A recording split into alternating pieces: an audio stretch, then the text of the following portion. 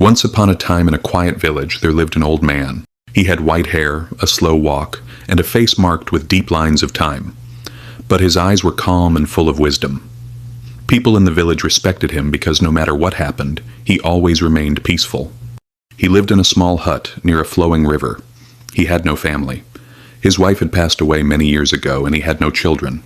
Still, he never complained. Every morning he would sit by the river, watch the water flow, and gently smile. In that village, life was not easy. Some people struggled to earn enough money, some faced illness. Others were worried about their future. Many lived with fear and stress. One day, a young boy named Hassan came to the old man.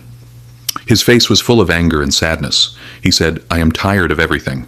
Nothing is going right in my life. I study hard, but I fail. I try to help my family, but it is never enough. Why is life so unfair?" The old man looked at him quietly and said, "Sit down, my child." Hassan sat beside him, still upset. The old man asked, "Hey, tell me, what do you think is making your life so difficult?" Hassan replied, "Everything. My problems, my failures, my bad luck. It's all too much." The old man smiled softly and said, "Let me show you something." He picked up 2 small cups and filled both with water from the river. Then he took a handful of salt and put it into 1 cup. He stirred it and said, "Drink this." Hassan took a sip and immediately made a face. "It's too salty."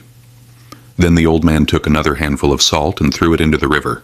He said, "Now drink water from the river." Hassan did as he was told. The water tasted fresh and normal. The old man looked at him and said, "The salt represents your problems." Hassan looked confused. "But why did one taste so bad and the other didn't?" The old man explained, "The amount of salt was the same, but the difference was the container." He continued, "When your mind is like a small cup, even a little pain feels overwhelming. But when your mind becomes like a river, wide and open, the same problems do not disturb you as much." Hassan sat silently, thinking deeply. "But how can I make my mind like a river?" he asked.